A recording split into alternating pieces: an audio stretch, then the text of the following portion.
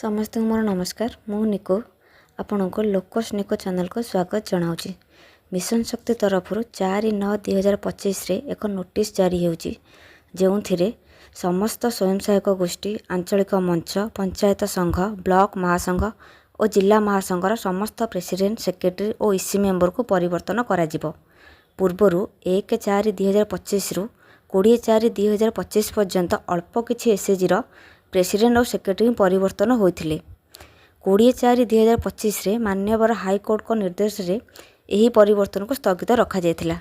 हेले एबे मिशन शक्ति तरफ जारी होइथिबा नोटिस अनुसार 20/10/2025 मध्य समस्त स्वयं सहायक गोष्ठी आंचलिक मंच पंचायत संघ ब्लॉक महासंघ और जिला महासंघर नेतृत्व परिवर्तन करा।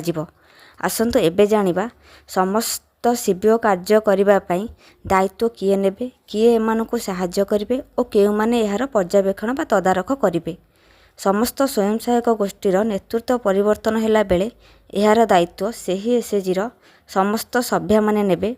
एमानकु सीआरपी सहयोग करिवे और एहार पर्यवेक्षण दायित्व रे एमबीके बैंक मित्र और तांको सह बीडीओ द्वारा नियोजित होइथिबा स्टाफ एथिरे रहिबे।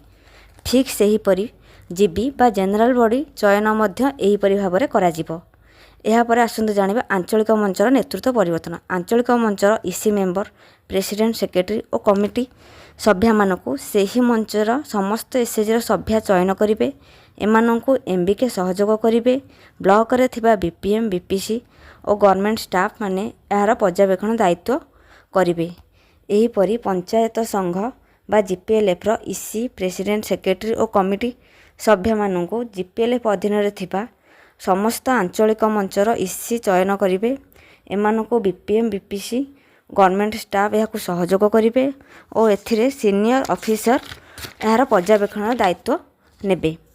ब्लॉक फेडरेशन इसी प्रेसिडेंट सेक्रेटरी को सेही ब्लॉक अधीन रे थिबा समस्त जीपीएलएफ रो इसी मेंबर एहार दायित्व नेबे। बीपीएम बीपीसी एमानकु सहयोग करिवे और ब्लॉक लेवल इलेक्शन कमिटी थिबा स्टाफ माने एहार पर्यवेक्षण करिथांती। सेहीपरि शेष में डिस्ट्रिक्ट लेवल फेडरेशन मध्य इसी और प्रेसिडेंट सेक्रेटरी को चयन कला बेले सही डिस्ट्रिक्ट अधीन रे थिबा ब्लॉक रो इसी मेंबर एहार दायित्व नहीं थांती। डिस्ट्रिक्ट रे थिबा डीपीएम डीपीसी एमानकु सहयोग करिवे और district level election committee staff माने एहार पर्यवेक्षण करिथांती।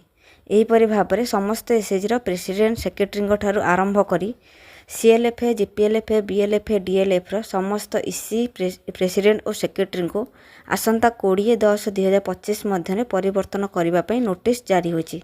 जदि यही विषय संपूर्ण तथ्य जानवा चाहते ताहले कमेंट बॉक्स रे कमेंट करेंगे। रोची जय जगन्नाथ।